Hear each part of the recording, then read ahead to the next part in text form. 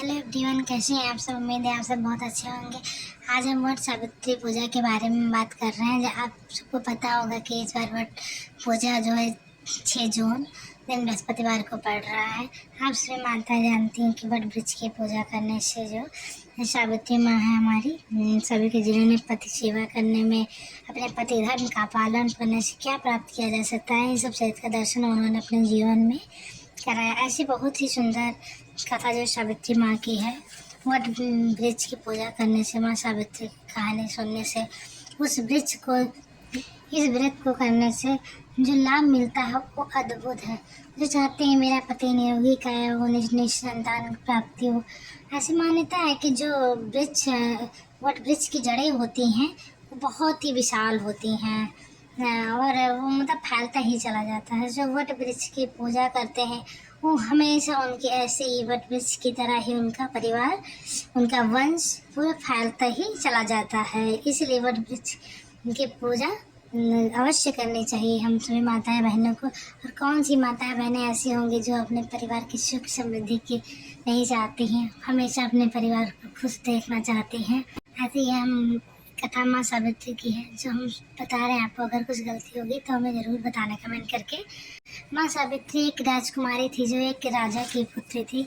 उन्होंने अपना पति, मतलब उनको अपना पति स्वयं चुनने या वरण करने का अधिकार था, मिला था। वो एक कुटिया में रहने वाले धर्मनिष्ठ, जो कर्मनिष्ठ, मातृव्रत भक्त, सत्यवान जो उनका नाम था, उन्होंने उनको अपना पति चुना। नारद जी ने उन्हें कहा था कि ये अल्पायु हैं, बहुत सारी चीज़ें बताई उन्होंने, लेकिन फिर भी माँ सावित्री ने उनकी बात कोई परवाह नहीं की, उनकी बात को नहीं माना और उन्होंने उनसे विवाह कर लिया, यानी कि सत्यवान जी से विवाह कर लिया। और वो सत्यवान जी के माता पिता भी अंधे थे, उनको नेत्र नहीं थे, नेत्रहीन थे यानी। फिर भी वो अपने सास ससुर की पति सेवा करने लगी। पति अपने नित्य कर्म निष्ठा के साथ अपने जीवन को जी रहे थे। एक दिन वो लकड़ी काटने के लिए गए और लकड़ी काटते हुए ही वृक्ष से मूर्छित होकर गिर गए और माँ सावित्री ने उन्होंने अपने गोद में उनको ले लिया और उनका सर सहलाने लगी। और इतने में ही यमराज महाराज जी आ गए और उन्होंने कहा, आज इनका अंतिम दिन है, इन्हें मैं अपने साथ लेके जाऊंगा। सावित्री माँ ने कहा, कोई बात नहीं, लेकिन मैं भी इनके साथ चलूंगी।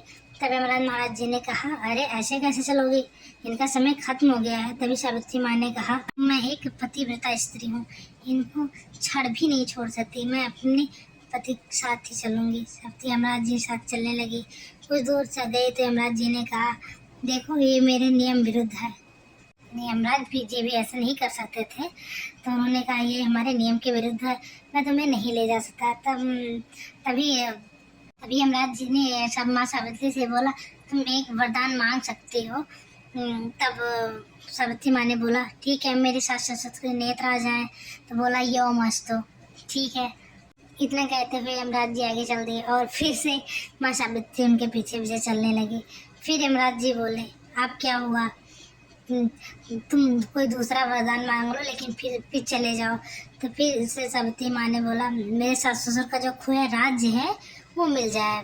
तभी यमराज जी ने बोला, यो मस्त, और फिर से वो चल दिए। तभी सब माँ सावित्री उनके पीछे पीछे फिर से चलने लगी।